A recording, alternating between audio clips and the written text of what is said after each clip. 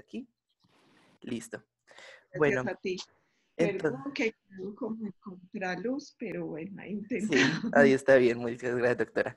Bueno, como el motivo y el objetivo de esta entrevista es para enviarlo al Comité de Investigación de Economía y Política en mi colegio de la Universidad Pontificia Bolivariana, con el fin de demostrar una perspectiva de un congresista en todo lo que está pasando en tema de política, economía y geopolítica con toda esta pandemia.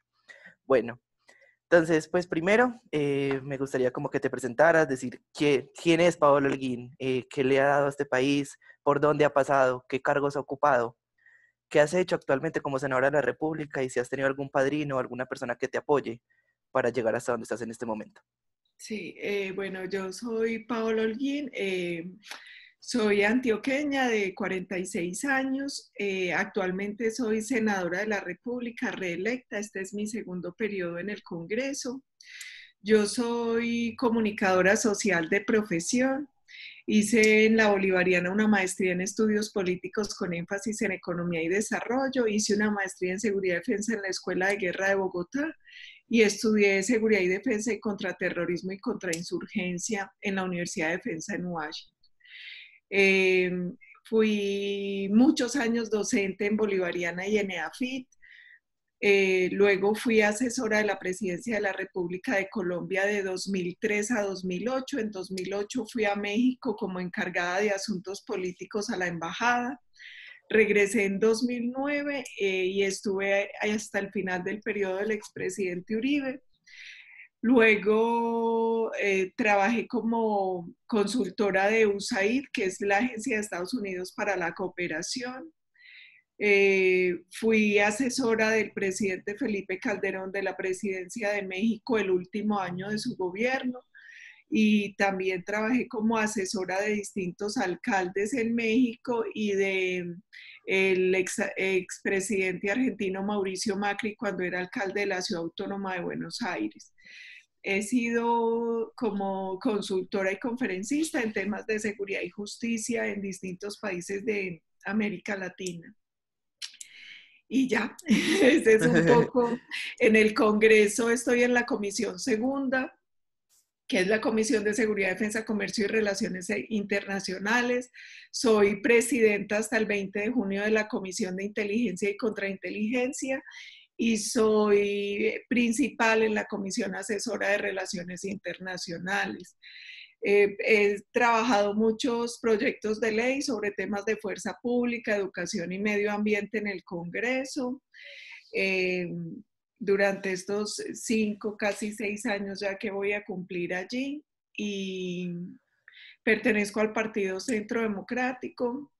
Y yo creo que la persona que más ha influido en mi formación política, además de mis padres, ha sido el expresidente Álvaro Uribe Vélez, porque he trabajado muchos años con él. Muy bien, doctora. ¿Qué proyectos has realizado como senadora de la República? Bueno, hay varios proyectos. He sido ponente de muchos acuerdos internacionales. En este momento soy ponente del acuerdo con Gran Bretaña, porque como saben, Gran Bretaña por el Brexit salió de la Unión Europea. Nosotros desde 2012 negociamos el acuerdo con la Unión Europea, que es ley desde 2013, pero a raíz del Brexit, pues nos tocó negociar un acuerdo de continuidad aparte con Gran Bretaña. Yo soy ponente de ese acuerdo.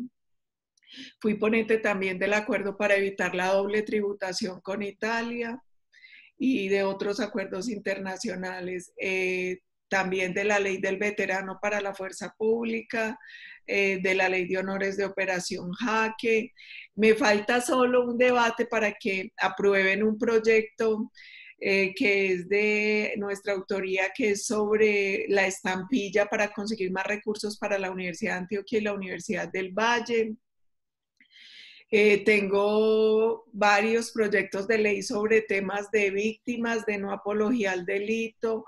Hay otro sobre la prohibición constitucional de explotación minera en páramos, otro que genera una modificación en el Código Penal para castigar la deforestación, que es un problema muy grave en Colombia.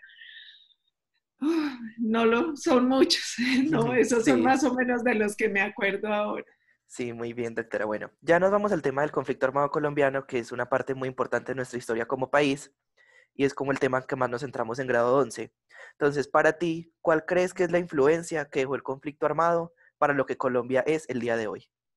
Perfecto. Lo primero es, yo en ese tema tengo una diferencia muy de fondo con muchos sectores en Colombia. Y de hecho, alguna vez ayudé a hacer una investigación para un libro que se publicó sobre el tema, porque yo creo que en Colombia no ha existido conflicto armado interno como tal.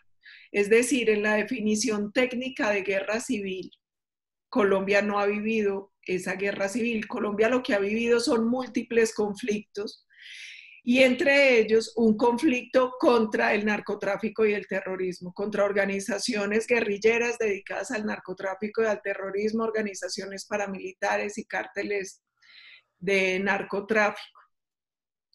Esa es una primera diferencia, porque yo creo que el gran problema en Colombia es que quienes consideran que en Colombia se ha vivido un conflicto armado interno, que quiere decir una guerra civil, terminan otorgándole estatus político a organizaciones criminales y yo siempre he estado en desacuerdo con ese estatus. Yo creo que Colombia tiene varios problemas heredados de ese tema. El primero es que muchos justifican esa violencia en la supuesta pobreza y falta de democracia.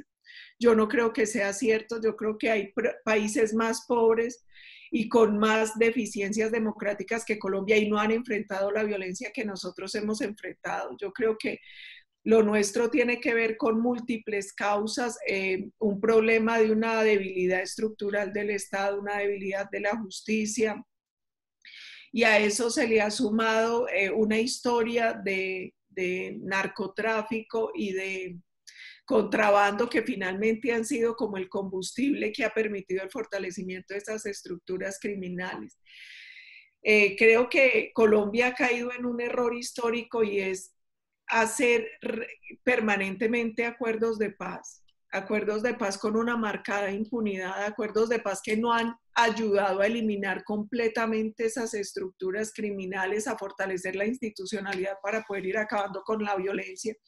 Entonces uno lo que ve es que de cada acuerdo salen nuevas organizaciones criminales o una reorganización y fortalecimiento de las que habían, pero no hemos podido lograr poner fin como a esta espiral de violencia. Yo creo que para hacerlo es necesario una reforma a la justicia, un fortalecimiento institucional y sobre todo que los colombianos entendamos de una vez por todas que la violencia no es la vía, que no hay por qué justificar ningún tipo de violencia, que nosotros con todas las debilidades y dificultades que tenemos vivimos en un país democrático, un país que tiene muchísimas riquezas y que podría estar o favorecer a todos los colombianos, pero tenemos que empezar por generar una cultura de legalidad, de respeto a la ley y de respeto a la institucionalidad.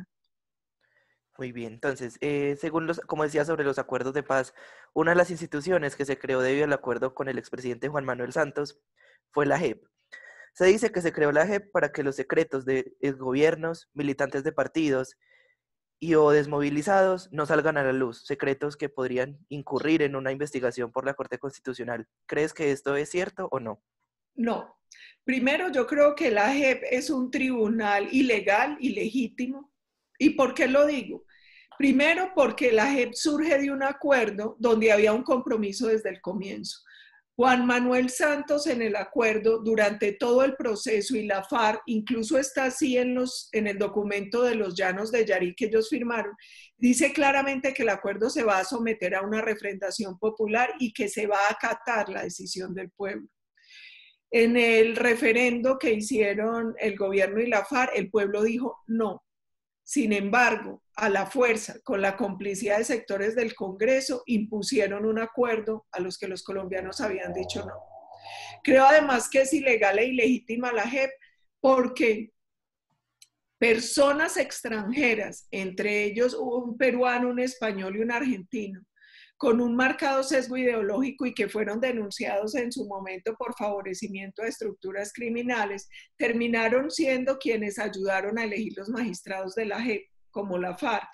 Y es muy extraño que sean los victimarios, quienes ayuden a diseñar el que los va a juzgar y a elegir a los magistrados que los va a juzgar. Yo creo que ahí ya nace viciado y con un sesgo la JEP. La otra dificultad que uno encuentra cuando ve la operación de la JEP es el tema de corrupción.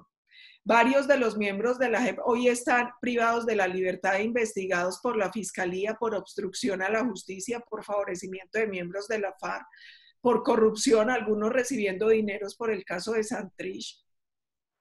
Yo, de hecho, recusé y tengo denunciados a 3 magistrados de la JEP por ese caso en la comisión. Y creo que la otra dificultad es la manera inequitativa en el trato. ¿Por qué? Porque cuando las audiencias públicas son con los miembros de la FARC y sus comandantes, son cerradas. Pero cuando son en contra de la fuerza pública, son abiertas con víctimas y con transmisión. Adicionalmente, se había hecho un compromiso y era que los delincuentes atroces y de lesa humanidad no iban a tener impunidad y no iban a poder ir al Congreso. Hoy en el Congreso están sentados 9 congresistas de la FARC, 5 senadores y 4 representantes a la Cámara, o 5 y 5, no recuerdo si ya ocuparon la curul que estaba desocupada, y todos están inmersos en delitos de lesa humanidad. Y allí están sin pagar un solo día de cárcel. Entonces yo creo que este tribunal es una vergüenza, creo que no es tanto para taparle a gobiernos, creo más que es un tribunal diseñado, electo por la FARC para buscar impunidad para esa organización criminal y a la vez para tratar de perseguir a quienes las han combatido. Entonces, ¿tú crees que esa debe ser modificada o cambiada?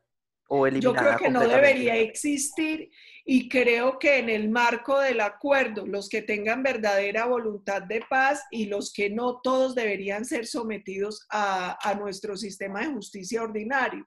Es que además la Constitución es muy clara en la rama judicial y esto creó una especie de supratribunal que tiene todas las competencias y que va en contra de lo que tenía la Constitución del 91. Entonces yo creo que debería desaparecer, que ellos se podrían someter dentro de la justicia normal, si se quiere, algunos jueces especiales nacionales que estén dentro de nuestra rama judicial y con las mismas garantías para todos. Sí, incluso tú lo decías, el expresidente Juan Manuel Santos realizó un plebiscito buscando la opinión de los Y la gente colombianos dijo, no, es que no sobre es esto. no. Y Dijo no. además, la excusa de muchos fue que él no ganó con muy poquita diferencia. No, es que así sea por un voto. En Sí, democracia, mayoría es mayoría. sí, Y señora, aquí fueron exactamente. mayorías. Además, fueron unas mayorías muy difíciles de lograr, porque el gobierno todo el tiempo mintió. La Corte había dicho, no se puede preguntar por la palabra paz, porque la paz es un derecho consagrado en la Constitución. Y la pregunta en el plebiscito no solo incluía la palabra paz, sino que buscaba inducir al votante, Sí. porque decía que se votara si se quería una paz estable y duradera. Pues ¿quién no quiere una paz estable y duradera? Fuera de eso, se mintió porque todo el tiempo se le había repetido a los colombianos que no iba a haber impunidad, que los delincuentes atroces y de lesa humanidad iban a pagar, que las víctimas iban a ser el centro y mil cosas que jamás se cumplieron, que iba a haber un desarme total. Por Dios, ¿cuál desarme total? Nosotros vemos que de los 13.000 que inicialmente se habían dicho que se desmovilizaban, la mitad escapó de las zonas veredales y transitorias. Todas las armas no fueron entregadas, los bienes no fueron entregados. Aquí lo que hay es una burla a las víctimas, a la justicia y al pueblo colombiano. Sí, incluso, o sea, lo que yo digo es un plebiscito, no es, o sea, si se vota la mayoría que no, no es obligatorio que el presidente lo haga. Si él hubiera hecho un referendo, efectivamente, si la mayoría era no, él está obligado a no continuar con los acuerdos. No, es que en cualquiera de los dos. Plebiscito, referendo. No, es no. Y él no tenía por qué obligar a esos acuerdos. En un gesto de generosidad, los del no fueron a la Casa de Nariño supuestamente a renegociar los puntos. Y Santos los engañó y no le hizo ninguna modificación al acuerdo. Cuando se compara el texto del primer acuerdo con el supuesto segundo acuerdo, son casi exactamente iguales. y los temas que habían llevado a los colombianos a votar no, nunca fueron respetados ni por el gobierno ni por la FARC. O sea, lo que tú me dices es que cuando, después de realizar el plebiscito, que el presidente, como aparece en su acta de gobierno, se reunió con los promotores del no en el plebiscito, el expresidente Álvaro Uribe, el expresidente Andrés Pastrana, la actual vicepresidente Marta Lucía Ramírez, lo que tú me dices es que él prácticamente ignoró todos los detalles de la oposición. Absolutamente todos y les mintió, porque se supone que como ese era un nuevo acuerdo, pues debería ser otra vez refrendado y él no lo refrendó. Usó las mayorías en el Congreso para imponerlo, pero lo más grave de todo, y esto es una anécdota que poca gente sabe, fue que el expresidente Santos le había dicho a los del no que cuando estuviera el nuevo acuerdo, se los iba a enseñar para que ellos lo miraran y revisaran si estaban de acuerdo o no. Y eso fue como a mediados de noviembre, no sé si 10, 12 de noviembre, nunca lo voy a olvidar. Yo estaba fuera de la ciudad y me llamó el expresidente Uribe y me dijo, Santos me acaba de llamar que viene para Río Negro a hablar conmigo del tema del acuerdo. Necesito que me acompañe. Y dije, presidente, no puedo, no alcanzo a llegar, porque yo en ese momento estaba, no me acuerdo si en Sucre o Córdoba, pero lleve testigos porque usted sabe cómo es Santos. Cuando llega Santos, le dice al presidente Uribe, este es el nuevo acuerdo. Entonces el presidente le dice, perfecto, yo le paso la copia a los voceros del no, lo revisamos y le comentamos. Y dijo, no, es que lo que le vengo a decir es que este es el que vamos a firmar en el Teatro Colón. Y el presidente, no, pero es que ese no era el compromiso. El compromiso era que revisábamos a ver si quedaba. Y Santos se negó y a la fuerza impuso ese acuerdo que era exactamente el mismo acuerdo, el mismo primer acuerdo, no tenía las modificaciones con las que se había comprometido. Entonces aquí son muchos engaños sumados y esa es la gran frustración, porque yo creo que el gran problema de ese proceso de La Habana es que fue un proceso de unos pocos para favorecer a unos pocos, que ignoró la opinión de los colombianos y de la mayoría, que le dio la espalda a los colombianos y a esas mayorías. Y eso es lo que hace que sea un proceso tan ilegítimo y con tantas dificultades. Sí, exactamente. Bueno, ya metiéndonos en ya temas más como personales contigo, tú en una entrevista decías que ya era tu deseo que en las próximas elecciones ser precandidata. Incluso te describías como que no soy nada distinto a una montañera que se va a hacer moler por este país y se va a hacer moler por Colombia. Háblame de esto. Sí, yo en diciembre del año pasado, del 2019, me preguntaron si yo iba a correr a las elecciones presidenciales y dije que sí, que creía que ya era tiempo porque yo desde los 4 años le dije a mis papás que quería ser presidente, ya tengo 46. Llevo 42 años trabajando, luchando, tratando de formarme porque yo empecé a hacer política desde los 4 años, desde que era muy pequeñita, con ese deseo. Y yo tengo claro varias cosas. La primera es, yo por este país me voy a moler, sea o no sea presidente. Eso es claro. Lo segundo es, la presidencia es un sueño para servir a Colombia, pero no es una obsesión. Yo quiero hacer el ejercicio, creo que Colombia ya es un país que debería tener una mujer presidente. Creo que sería bueno que se probara. En Colombia muchas mujeres se han formado y han formado este largo camino para que muchas podamos hacer carrera política. Yo creo que las mujeres tenemos una visión complementaria, diferente a la de los hombres y que en algún momento puede ser útil. Mire, el ejemplo de esta pandemia, del COVID. La mayoría de países que mejor han gestionado el COVID son hoy presididos por mujeres. En el mundo entero son como 193 países. Solo en 10 la presidenta primera dama es mujer. Y de los 12 países que están clasificados como los que mejor manejaron el COVID, 7 son gobernados por mujeres. Y yo creo que en parte es porque las mujeres tienen capacidad ejecutiva, son generalmente incorruptibles, las mujeres tienen, y por eso son tan fuertes en el sector financiero, tienen mucha empatía y mucha capacidad de sacrificio. Yo creo que hay una serie de valores que sería importante. Y vamos a intentar, yo no estoy haciendo campaña por una cosa clara, es que me parece irrespetuoso. Yo creo que hoy todos los colombianos tenemos que concentrarnos en superar esta pandemia, las dificultades sociales y económicas que va a crear. Y bueno, mi Dios proveerá qué pasa en el futuro. Ahora lo importante es que salgamos lo mejor posible de una situación tan compleja que está golpeando a todo el mundo y a Colombia y para la que no hay cartilla, porque es que nadie estaba preparado para enfrentar un virus como este, un virus además que es muy distinto a los otros, al SARS, al ébola, un virus que además se convirtió en una pandemia, es que retó al mundo. Y además un virus que viene mutando y sobre el cual cada vez es más difícil tener claridad sobre el tiempo, que es lo más delicado. Nosotros hoy no, en ningún país tenemos certeza sobre cuánto puede durar, sobre si va a ser cíclico el proceso o si los virus van a ser la nueva realidad. Exacto, entonces, sí, metiéndonos más en eso, ¿cómo debería llevar actualmente nuestro presidente de la República, Iván Duque, el proceso de apertura de sectores económicos que aún no han abierto? Yo creo que hay una cosa bien importante y es que el gobierno está siendo muy equilibrado y muy responsable, porque muchos aquí han creído que el debate es o salud o economía y son necesarias las dos. Nosotros necesitamos garantizar la salud de los colombianos. Sin salud no hay economía, pero sin economía tampoco hay salud, porque la economía requiere recursos, porque la salud de los ciudadanos y su supervivencia requiere recursos también.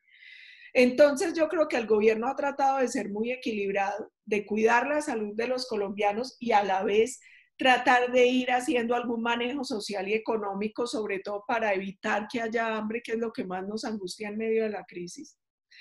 Creo que la apertura se está haciendo muy bien porque se están haciendo pilotos de bioseguridad y se está haciendo una apertura que hemos denominado inteligente. ¿Por qué inteligente? Porque es una apertura que se va haciendo después de cruzar muchos datos por subsectores. Primero, ya en el mundo hay una clasificación subsector por subsector midiendo el grado de impacto en la salud. Eso se cruza con otros temas y es el encadenamiento que tenga el sector, los protocolos que existan para ese sector, qué tanto impactan la pobreza, qué tanto impactan las necesidades básicas de los colombianos y un comité donde participan varios ministros, expertos, científicos, cruzan todas esas bases de datos y a partir de eso van definiendo cómo se va abriendo cada sector. Lamentablemente, hay sectores que van a ser muy golpeados porque fueron los primeros que cerraron y probablemente sean de los últimos que abran, porque es muy difícil ahí controlar el distanciamiento social y los protocolos, como es el caso de bares, restaurantes, conciertos y temas de diversión. Sin embargo, yo creo que poco a poco, creo que es muy importante todo este tema de protocolos y sobre todo que los ciudadanos tengamos conciencia que aquí cada uno de nosotros tiene responsabilidad, que aquí cuidarse uno mismo ayuda a cuidar a los demás, que hoy no hay vacuna, que hoy se están probando muchos medicamentos, pero hoy no existe un medicamento que digan este es 100% o en altísimo grado seguro para ayudar a combatir el COVID. Por lo tanto, hoy lo único que está aprobado en el mundo que sirve es el distanciamiento social, evitar el contacto, proteger mucho a los mayores, porque en todos los países la tasa de mortalidad es más alta en los mayores. Entonces, que seamos muy cuidadosos con nuestros adultos mayores, muy cuidadosos, que los jóvenes entiendan que ellos son los más resistentes, pero a la vez son los que más ayudan a propagar el COVID, que necesitamos que los jóvenes sean juiciosos y se comprometan, y los pequeñitos, porque es que con los niños es más difícil. Hablábamos, por ejemplo, del tema de las guarderías, pero una profe, ¿cómo hace? Los niños que son amorosos y se abrazan y se comparten la comida, la lonchera. Entonces, por ahora hay que seguir en casa.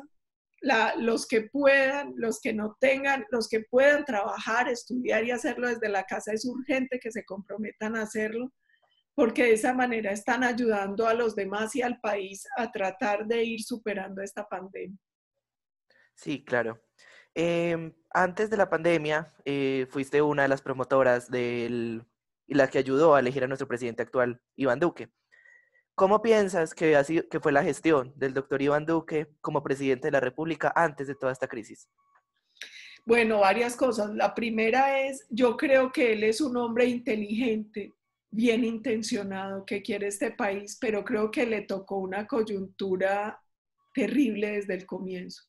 Primero, porque a él lo estrenaron con el estatuto de oposición y nosotros encontramos una oposición muy agresiva, que desde que ganó dijo nos vemos en las calles, y lo cierto es que ni siquiera esperaron que él empezara a gobernar. O sea, desde el comienzo de la gestión empezaron a torpedear, a hacer movilizaciones, a hacer paros. Nosotros hasta antes de la pandemia habíamos tenido un paro, una movilización cada 2 días, cada 2 días. Casi todo el gobierno estuvo así. Teníamos una dificultad y es que se nos juntó con una caída de los precios del petróleo, con otra dificultad, y es que él heredó un acuerdo mal hecho y un acuerdo que no estaba financiado y que le cuesta demasiados recursos al país. Entonces yo creo que eran muchas cosas a la vez. Sin embargo, él estaba haciendo un esfuerzo, la economía venía presentando unos buenos indicadores, pero ahora nos llegó el COVID. Creo que en el COVID se ha demostrado el liderazgo y la responsabilidad del presidente. Creo que hoy el mundo, la Organización Mundial de Salud y otras entidades internacionales reconocen a Colombia como uno de los países que ha tenido un mejor manejo de la pandemia. Y esperemos además que con ayuda de todos, de los trabajadores, de los empresarios, de la academia, podamos superar esto lo mejor posible, porque finalmente los colombianos tienen que entender que cuando le va bien a un presidente, le va bien al país. Que nosotros Completamente. deberíamos apostar, obvio, no es que tengamos que aplaudir todo. En la democracia está muy bien el disenso y que digamos en lo que no estamos de acuerdo, pero también entender que torpedear por torpedear un gobierno, que convertirse en una rueda en el zapato permanente, a lo único que ayuda es a frenar el necesario crecimiento y desarrollo de Colombia. Hablabas de las movilizaciones que hubo en noviembre del año pasado. ¿Estás de acuerdo con esas movilizaciones? No como ellos las llevaron, sino en general. ¿Estás de acuerdo con que personas salgan a marchar Lo por la causa que primero es, necesiten? lo primero es que yo fui 8 años oposición al gobierno de Juan Manuel Santos y yo marché no sé cuántas veces. Estuve en 1000 marchas porque yo soy una demócrata y yo creo en eso. Pero hay una gran diferencia entre el derecho a disentir y a movilizarse y la conducta criminal. En las marchas que yo estuve, jamás salió nadie herido, jamás obstaculizamos la movilización de los demás, jamás afectamos un bien público o privado, jamás. Es más, cuando llegamos a los sitios de concentración, recogíamos la basura al final para tratar de dejar todo más limpio de lo que lo habíamos encontrado. Ahí hay una gran diferencia. Yo, como demócrata, apoyo el disenso y la movilización social, pero también como demócrata estoy en contra de la violencia, el terrorismo y el vandalismo. Estoy en contra del uso de la fuerza ilegítima contra. ¿Por qué es ilegítima? Porque es que en una democracia hay otras vías, pero usar las vías de hecho, atacar bienes públicos y privados, atacar los sistemas de transporte, atacar a la fuerza pública, eso no es derecho a disentir, eso es conducta criminal y tiene que ser castigada. Entonces mi llamado es, el que se quiera manifestar, claro, está en todo su derecho, pero sus derechos no pueden violentar los derechos de los demás. Sus derechos no son absolutos para creer que tiene derecho a atacar, a maltratar a soldados y a policías, a maltratar, a atacar a otros conciudadanos, a atacar los bienes públicos y privados. Además, porque es absurdo. porque en el discursito que usan dicen que lo están haciendo por los estudiantes, por los pobres, por las clases populares, y son ellos los que más sufren con los ataques de esas movilizaciones, porque son ellos los que no se pueden movilizar de un lado a otro cuando atacan el sistema de transporte público, porque son los estudiantes los que pierden clases, los que ven afectadas las infraestructuras de sus universidades, porque son las clases populares las que más necesitan el país se desarrolle para poder tener oportunidades. Y todo eso lo terminan afectando con ese tipo de movilizaciones. Sí, correcto. Incluso con el tema de cuando en la movilización entraron al Hilton a hacer grafitis, a romper Yo vidrios. pregunto, ¿eso en qué ayuda? Pero eso sí Sí, hace mucho daño, no solo por lo que cuesta reparar el ataque a un bien privado, sino porque un ciudadano en cualquier país del mundo, Colombia es un país que viene atrayendo turistas y una ciudad como Medellín es muy atractiva para el turismo, que moviliza los recursos de restaurantes, bares, hoteles, de la economía. Usted se imagina qué piensa un ciudadano en el mundo cuando ve que en esa ciudad los vándalos entran a atacar los hoteles. ¿Usted cree que alguien va a querer venir? No arreglan nada, no ayudan a nada con eso, pero sí nos hacen un enorme daño como ciudad y como país. sí. Hablando más como del presidente Iván Duque, su que cuando llegó al poder tenía un 71% de aprobación y durante un año bajó al 29%. ¿Por qué piensas que pasó esto? Yo creo que es muy difícil el tema del manejo de la opinión pública, pero yo creo que los presidentes tienen que aprender a vivir no de las encuestas, sino haciendo lo correcto. Porque finalmente esto no es un juego de vanidades donde lo que importa es yo, que mi imagen, que no, su imagen no importa, el país es el que importa. Lo que importa es hacer lo correcto. Obvio que para los presidentes es mejor gobernar cuando tienen aceptación popular, eso facilita el camino, pero la prueba de lo frágil que es la opinión pública y de cómo a veces la pueden manipular es que hoy el presidente Iván Duque está otra vez en el 60 o 70%, en una coyuntura tan difícil de manejar, lo que demuestra que él sí era un líder de verdad. Muy bien, bueno, hablando ya de la coyuntura, de todo el problema acá con la pandemia, ¿cómo piensas que va a ser la economía colombiana después de todo esto, a raíz de la crisis sanitaria? ¿Y qué se debería hacer para estabilizar la economía a como estaba antes? Lo primero es, yo creo que nada va a volver a ser como antes. Yo creo que el gran reto de esta pandemia, yo lo he llamado que es el momento de la paradoja, porque esta pandemia es una grave crisis, pero también es una gran oportunidad que cambió el mundo. ¿Por qué digo que lo cambió? Hace muchos años, pues Juan Sebastián, usted es muy joven, pero aquí hace años se viene hablando del trabajo en casa, del home office, del e-learning, de la educación virtual, de la medicina virtual, y jamás pasaba, la gente era como negándose, y la verdad es que esta pandemia aceleró los procesos. Y ya muchas empresas se dieron cuenta que eran más productivas con el trabajo en casa. Y yo pongo el caso específico, mi hermana tiene una oficina de arquitectos y siguieron, pues continuó el trabajo cada uno en su casa. Ya cuando esto avanzó, ella les preguntó, con protocolos de bioseguridad y todo, ¿ustedes quieren volver a la oficina o ustedes están cómodos trabajando en su casa? Todos preferían seguir trabajando desde su casa. Entonces lo que hicieron fue que el escritorio, la silla, el computador, todo el puesto que tenían en la oficina, que tiene muchas más indicaciones ergonómicas y que es mejor, se los acondicionaron en la casa para que sigan trabajando desde allí. Entonces, y eso va a pasar en muchas empresas. Muchas empresas se dieron cuenta que era más cómodo, más productivo el trabajo desde la casa, entonces que no hay necesidad de volver a las oficinas. Eso cambió. Mucha gente le tenía mucha desconfianza a la educación virtual. Era muy chistoso porque uno ve que en el mundo de los países desarrollados la gente hace maestrías, pregrados, muchas cosas a través de la virtualidad. Y aquí a la gente le daba como cosita. Ya vieron que es posible, que uno aprende, que estudia igual y que es real la educación virtual. La telemedicina, hoy muchos médicos y muchas EPS están haciendo las consultas a través del teléfono, de internet, para evitar que la gente vaya al hospital por el tema del COVID. Entonces yo creo que el mundo definitivamente cambió. Creo que el consumidor también cambió. Los ciudadanos hoy valoran a las empresas que son responsables con el medio ambiente, que son empáticas, que se portaron como a la altura de las circunstancias con esta pandemia.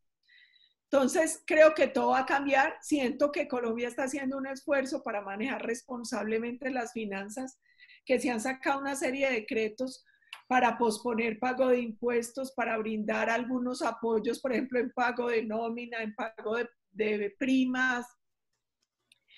Y es impresionante porque en este primer trimestre, en la medición que se hizo en América Latina, lo informa la revista Dinero, solo 2 países tuvieron crecimiento positivo, Chile y Colombia. Chile no recuerdo si fue 0.4% que creció más o menos, y Colombia creció 1.1%. Los demás países tuvieron decrecimiento del PIB. Entonces yo creo que indiscutiblemente va a ser un año, vienen unos años muy difíciles, muy duros, pero creo que en medio de toda esa dificultad, a Colombia es uno de los países que le va a ir menos mal en América Latina, o sea, que le va a ir mejor que a los demás en América Latina.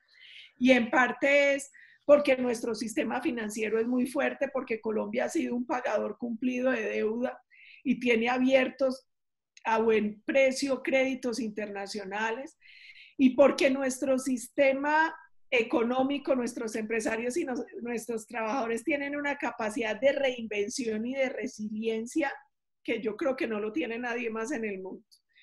Entonces, van a ser tiempos difíciles, necesitamos mucha solidaridad, mucha empatía, que los colombianos aprendamos a trabajar mucho más unidos como nación, pero creo que esta crisis puede ser una gran oportunidad para sectores muy importantes como el sector agropecuario. Para el tema de innovación, el solo hecho de que se estén probando ventiladores diseñados y producidos acá, creo que es un avance importante. El tema de cómo nuestros médicos se están intercambiando con médicos de Alemania, Israel, de Estados Unidos, de Francia, protocolos y medicamentos, y generando trazabilidad, que la Universidad de Antioquia, por ejemplo, aislara en laboratorio tan rápido el virus del COVID. Todo eso muestra que aquí puede existir una gran oportunidad y que los colombianos se crecen en la adversidad. Sí, totalmente. Bueno, y ya seguimos con unas preguntas que hicieron unos estudiantes. ¿Cómo es un proceso de selección de un candidato, en este caso para presidencia de la República? ¿Se hace una encuesta, una consulta popular dentro del partido o cómo es? Lo primero es cada partido de manera autónoma puede definir su mecanismo. Hay partidos que simplemente nominan y dicen este es, hay otros que hacen convenciones cerradas y ahí deciden quién va a ser.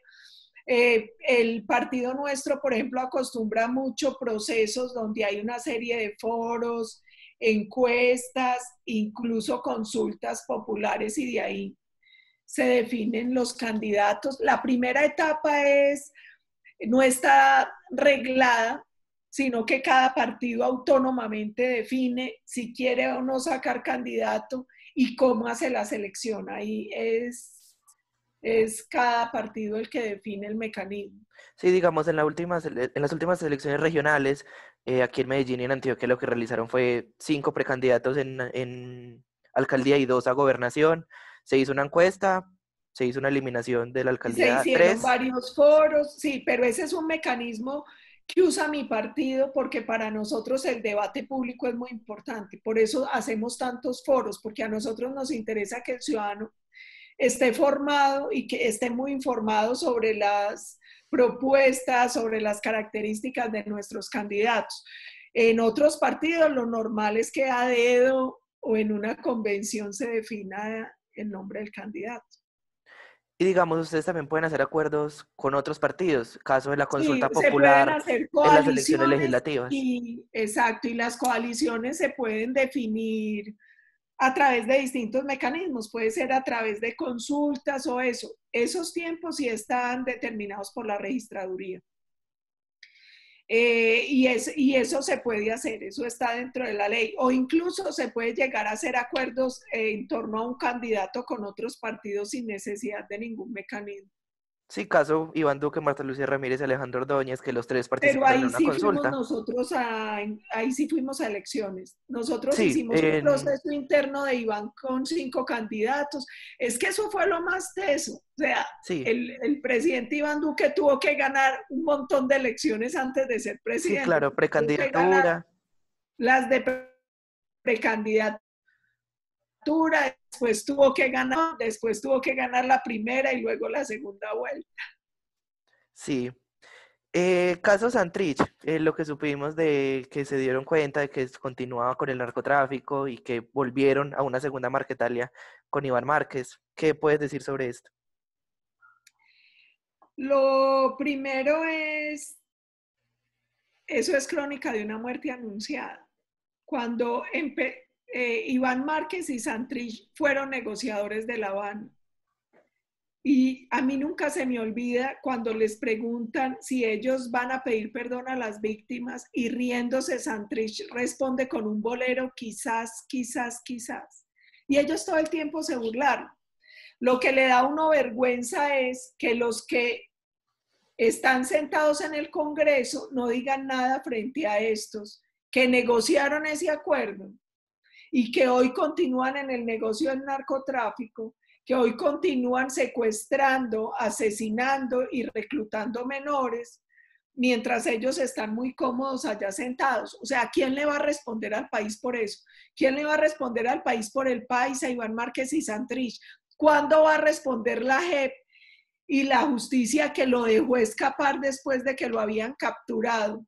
Y lo vemos hoy pavonearse por Cuba y por Venezuela, haciendo videos y amenazando a los colombianos. ¿Quién va a responder por eso y cuándo? Y a mí no me extraña. Yo siempre lo he dicho y me mantengo en eso. Las estructuras criminales usan los acuerdos de paz como una herramienta de guerra. Cada que están arrinconados, se meten en el cuento de un proceso de paz para tratar de oxigenarse, para rearmarse y reconfigurar la fuerza.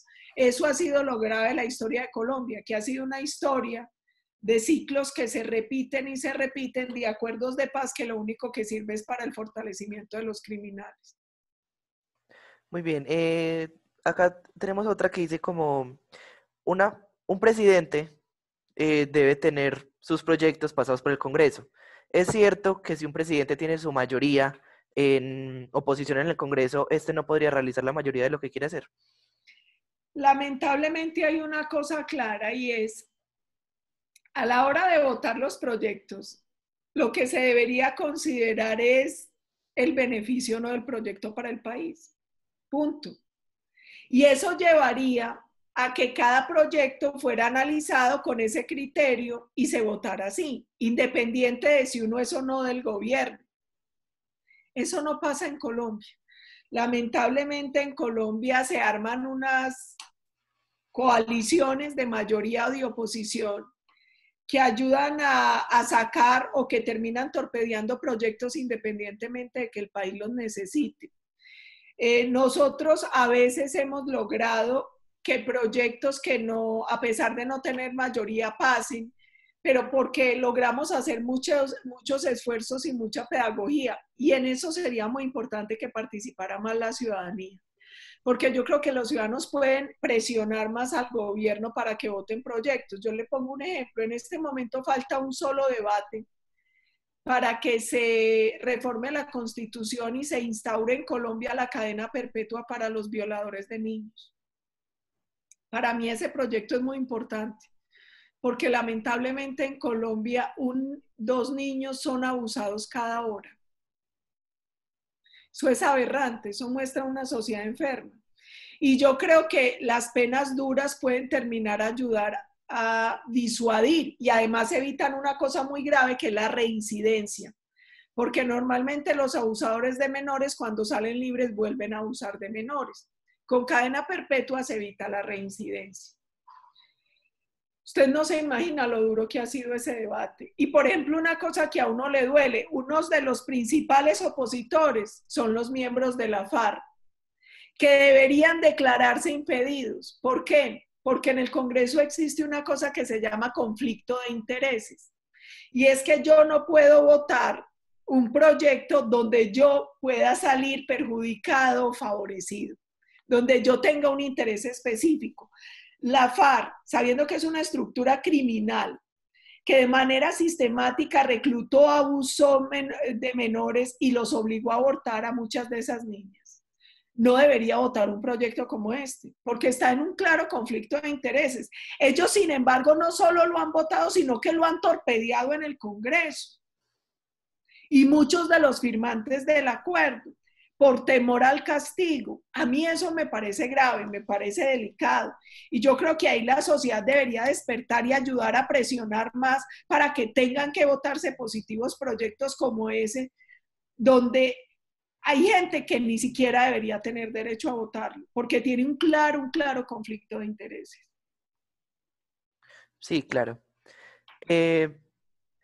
Preguntan, de caso de ser tú la candidata única como a presidencia de la República en las elecciones del 2022, ¿quiénes crees que serían tus principales contrincantes?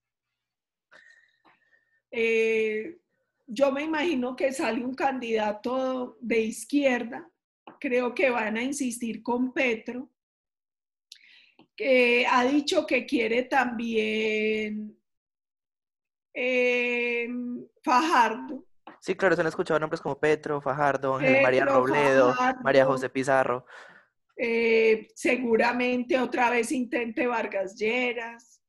No, es que hay mucho, la baraja es muy amplia, eso es lo bueno de la democracia, y que salgan todos y que el pueblo decida. Sí, claro. De eso se trata. Bueno, listo, doctora, pues es como es todo por hoy. Muchísimas gracias por haber estado, pues por haber aceptado de nuevo esta entrevista, por haber dado el punto de vista de un congresista con lo que está pasando actualmente en el país. No, muchas gracias a ti, Juan Sebastián, y felicitaciones por este esfuerzo, por interesarse además en temas tan complejos que deberían interesarle a todos los ciudadanos, pero uno ve que a veces hay mucha apatía y no se quiere conocer y no se quiere preguntar. Y yo creo que a uno lo hace mejor siempre tratar de buscar la verdad y de escuchar todos los puntos de vista y ser curioso y tratar de aprender y de conocer, porque un gran problema que ve uno hoy es que el ciudadano cada vez se deja manipular más y en la medida en que sea manipulable el riesgo para la democracia y para los países va a ser más grande. Bueno, mi Dios le pague, doctora. Espero que esté muy bien, siga trabajando por Colombia como lo ha hecho. Y listo, muchas gracias. No, muchas gracias a ti. Qué honor que me hicieras como esta entrevista. Muchas gracias.